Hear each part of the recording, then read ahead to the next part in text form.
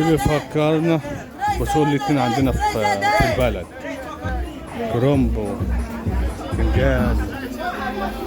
سوق خضار كبير، سوق كبير. فاهم ازاي؟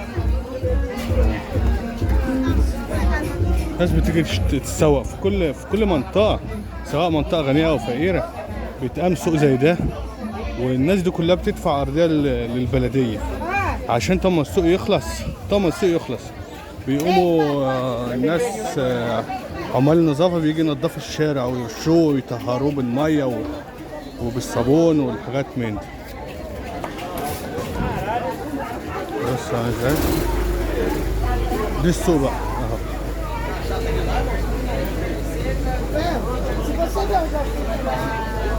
عامل زي السوق الاتنين عندنا في مصر، كل حاجة هنا بقى فاكهة وخضار.